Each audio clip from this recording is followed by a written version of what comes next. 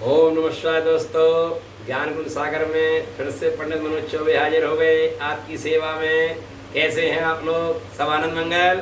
बहुत बढ़िया। आगे बढ़ाते जाओ, लाल बटन दबाइए और आगे भी सैर करें हमारी सभी लोगों के लिए। अच्छा है, ज्ञान मिलना चाहिए सबको, ज्ञानवर्धक ज्ञान मिलना चाहिए, तब व्यक्ति के जीवन में संतुष्टि आती है, परम शांति की प्राप्ति होती है। तो आज मैं आपको एक और सुंदर कहानी सुनाने जा रहा हूँ, कितनी प्यारी। अगर आप अमल करेंगे ना तो आप देखना सुखी हो जाएंगे आप, बहुत सुखी हो जाएंगे आप, हमेशा प्रसन्न रहेंगे आप, हमेशा खुश रहेंगे आप। बस कौन सी चीज का हमें अपमान नहीं करना चाहिए? अपमान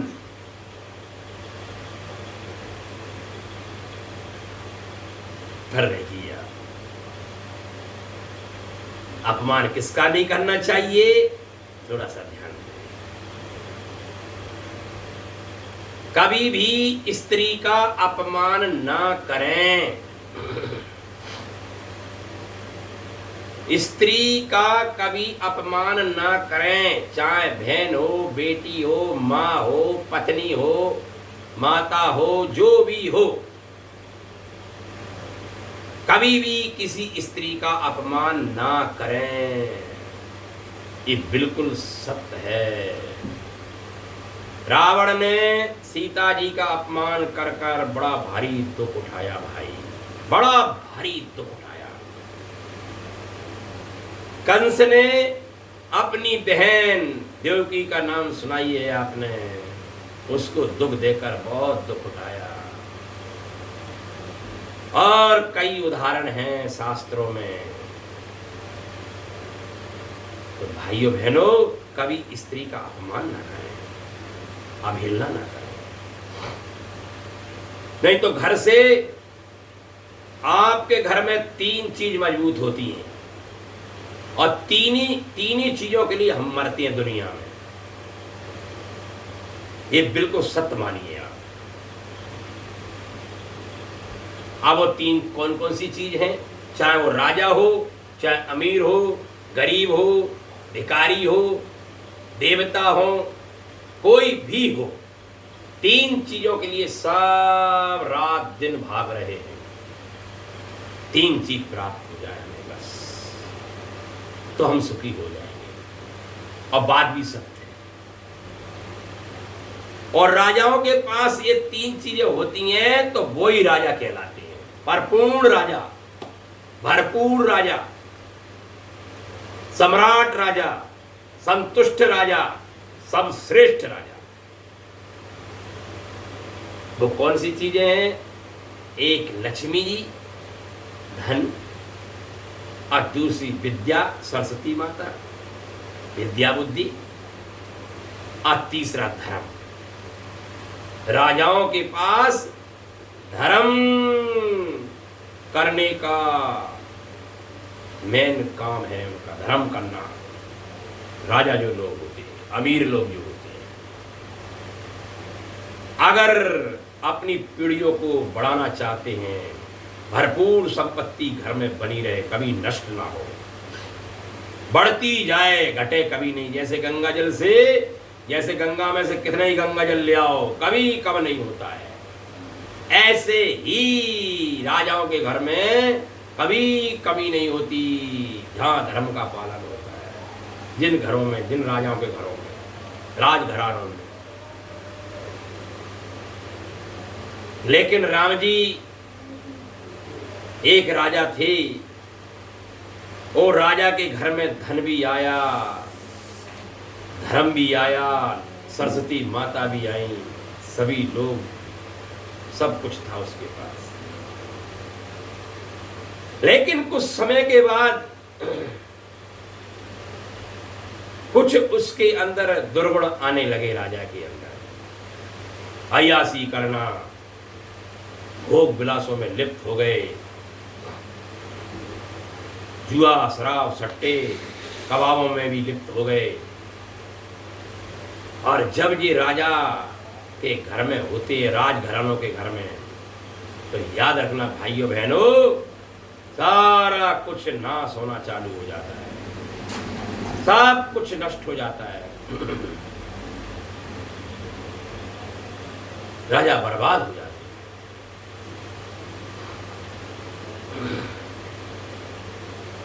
तो देखिए राजा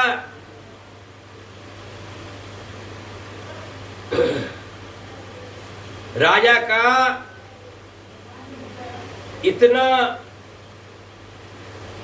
सब कुछ एमाल ऐब बढ़ गया, इससे लक्ष्मी जी को भी निराशा, सरस्वती जी को भी निराशा, धर्म को भी, सब लोग निराश हो गए, सब दुखी होने लगे। तो एक दिन राजा सब अपने महल में छत पर घूम रहे थे, चांदनी रात थी। तो क्या देखते हैं, रात को 12 और 1 बजे के बीच एक स्त्री, सुंदर स्त्री, सिर मुंह ढके हुए मेरे महल से बाहर जा रही है।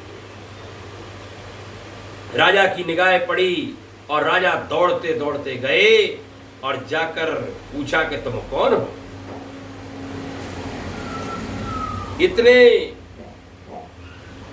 इतनी रात को मेरे महल से बाहर जा रही हो, तुम कौन हो? तो वो पर्दे में मुंह ढके हुए बोली कि राजन, अब हमारा इस घर में कोई काम नहीं, अब हमें जाना ही होगा। हाँ हाँ जाओ जाओ, राजा बोला, हाँ हाँ जाओ जाओ, लेकिन बता के तो जाओ तुम कौन हो? राजन, मैं लक्ष्मी हूं। राजन ने अहंकार में आकर, तो लक्ष्मी हो तो क्या, जा रही हो तो जाओ, जाने के लिए कह दिया। लक्ष्मी जी चली गई। दूसरे दिन क्या होता है, रात में राजा फिर छत पर जाते हैं, फिर देखते हैं कि एक स्त्री और जा रही है, सफेद कपड़े ओढ़े हुए है, मुंह ढका हुआ है। राजा दौड़ते दौड़ते फिर गए, बोले तुम कौन हो और इतनी रात को मेरे महल में क्या कर रही थी और अब बाहर क्यों जा रही हैं, कौन है आप? तो उन्होंने कहा, मैं सरस्वती देवी हूं, मैं विद्या रानी हूं। राजन, अब हमारा इस महल में रहने का कोई हक नहीं। जब मेरी बड़ी बहन लक्ष्मी जी चली गई तो मेरा इस घर में क्या काम? क्योंकि जहाँ धन होता है वहीं विद्या होती है, और जहाँ विद्या होती है वहीं धन होता है।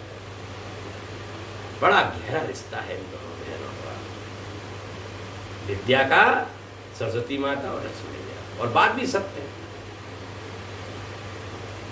तीसरे दिन क्या होता है, राजा फिर छत पर जाते हैं तो क्या देखते हैं, रात को एक व्यक्ति सजा धजा राजा की तरह निकल रहा है, रथ में बैठकर, घोड़ सवारी रथ में बैठकर निकल रहा है। राजा ने कहा कि इस राजघराने के राजा तो हम हैं, लेकिन इस घर में से ये राजा कौन निकल रहा है? दौड़े दौड़े अपने मेन गेट पर पहुंचे, दरवाजे पर, और रोक लिया रथ को। बोले, महाराज आप कौन हैं? तो उन्होंने कहा, मैं धर्म हूं। मैं कौन हूं? राजा ने कही, तुम कौन हो? उन्होंने कहा कि मैं धर्म हूं। जब मेरी दोनों बहनें चली गईं, लक्ष्मी जी चली गई, सरस्वती माता चली गईं, ये देवियां चली गईं, ये मेरी बहनें हैं, माताएं हैं, ये मेरी बेटियां हैं, मेरी पुत्रियां हैं, मैं इनकी सेवा करता हूं। और जब मेरी बहन, बेटी, पुत्री, माँ इस महल में न रहे तो फिर मेरा इस घर में क्या काम रहे? मैं भी इस घर में नहीं रहूंगा, मुझे माफ करो। महाराज, राजा से जब धर्मराज हाथ जोड़ते हैं तो राजा भी पैरों में गिर जाता है। बोले, हे धर्मराज, हे प्रभु, आप मत जाइए, आप साक्षात लक्ष्मी नारायण हैं, आप प्रभु हैं, आप परमात्मा हैं। आप मेरे पास होंगे तो मेरे गुरु ने मुझसे कहा था कि दुनिया तुझे छोड़कर चली जाए, बच्चे तुझे छोड़ दें, पत्नी तुझे छोड़ दे, घर मकान दोस्त यार धन सब कुछ छोड़ दें, लेकिन याद रखना धर्म ना छूट पावे, धर्म को पकड़ के रखना। तो आज मुझे मेरे गुरु ने बचा लिया। आप मुझे छोड़कर मत जाइए, जाने तो लक्ष्मी जी चली गई कोई बात नहीं, सरस्वती माता चली गई कोई बात नहीं, लेकिन आप मुझे छोड़कर न जाइए। बड़ी मेहरबानी हो गया, धर्म जी को दया आ गई और वो महल में मुड़ गए, जहां बैठे उनका स्थान था वो वहां जाके चले गए। अब क्या देखते हैं, 5वें दिन राजा फिर छत पर जाता है तो लक्ष्मी जी वापस आई। फिर दूसरे दिन आई, सरस्वती माता भी आ गई, सब आकर जहाँ धर्म होता है वहाँ लक्ष्मी जी वहीं विराजमान है, सरस्वती माता भी वहीं विराजमान है। सभी लोग देवी देवता भगवान सब वहीं विराजमान होते हैं जहाँ धर्म होता है। तो भाइयों बहनों, इस कहानी से हमें शिक्षा लेनी चाहिए कि हमेशा धर्म करने वाले बने, धर्मात्मा बनिए, आप दानी बनिए, दानी दान देने वाले बनिए, दाता बनिए, दाता देने वाला कभी रोकेगा नहीं आपके लिए, ये बिल्कुल पक्की बात है। भगवान खोज करते हैं कि कौन राजा है इस नगरी में, इस शहर में, इस देश में, उसको मैं दे सकूं। लेकिन हम लोग राजा बनकर भगवान से कभी मांगते ही नहीं हैं, जब देखो जब भिखारी बनकर ही मांगते हैं। भाइयों बहनों, आप खुद समझदार हो, भिखारियों को सिक्का दिया जाता है, सिक्का देते हैं आप लोग, ईमानदारी से बताइए। आप आपकी जेब में 100 रुपया रहे हो, 100 रुपया, तो आप वो 500 का नहीं देखोगे, आप 500 का नहीं देखोगे, आप देखोगे ऐसे टटोरोगे, अरे यार ये निकाल लो, ऐसे निकालो, ऐसे ऐसे ऐसे ऐसे, फिर हमें 10 रुपया, मतलब 500 नहीं, 1000 नहीं, 100 नहीं, 10 रुपया, पर वो भी नहीं तो एक आध इधर से, एक आध सिक्का। ईमानदारी से बताइए, आप भगवान से छल करते हैं। अरे वो भिखारी भी दरिद्र नारायण है, दरिद्र नारायण, वो तुम्हें ये शिक्षा दे रहा है हाथ का कि ये नौबत तेरी भी आने वाली है मेरे भाई, मेरी बहन, तेरी भी आने वाली है। इसलिए कभी संकोच ना करें, धर्म करने में कभी संकोच ना करें, कोई कंजूसी ना दिखाएं।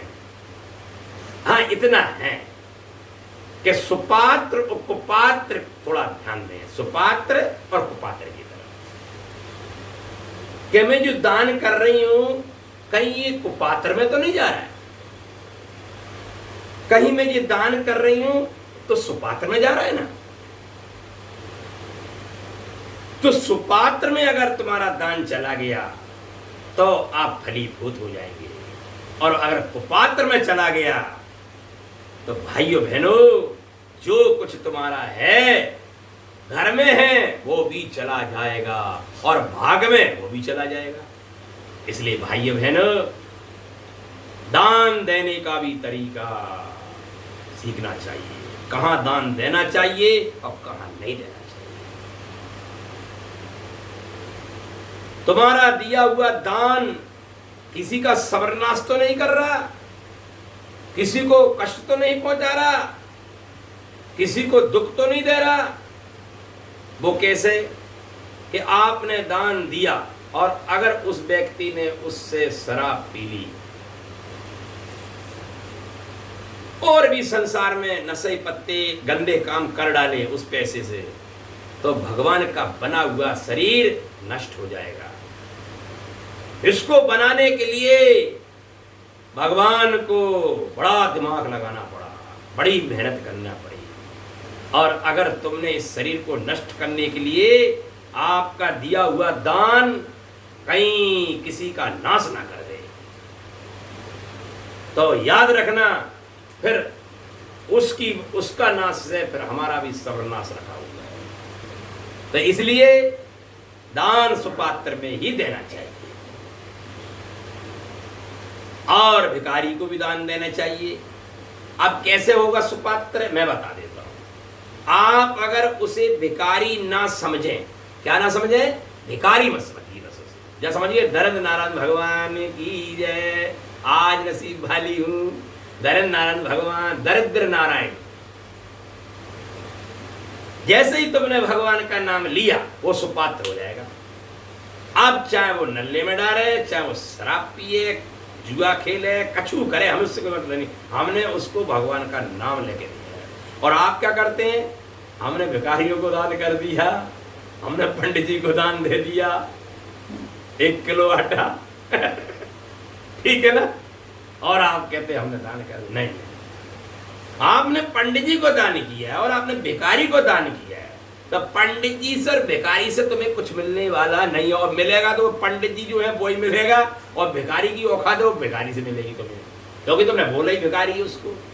नहीं, उसको दरिद्र नारायण बोलिए। और दरिद्र नारायण की पत्नी का नाम है दरिद्रा देवी। या देवी सर्वभूतेषु दारिद्र्य रूपेण संस्था, नमस्तस्यै नमस्तस्यै नमस्तस्यै नमो नमः। दरिद्रता देवी को प्रणाम कीजिए, नमस्कार कीजिए। दरिद्र भगवान को नमस्कार और प्रणाम कीजिए, और सामर्थ्य के अनुसार उसको दान भगवान समझ कर दान। तो देखिए वो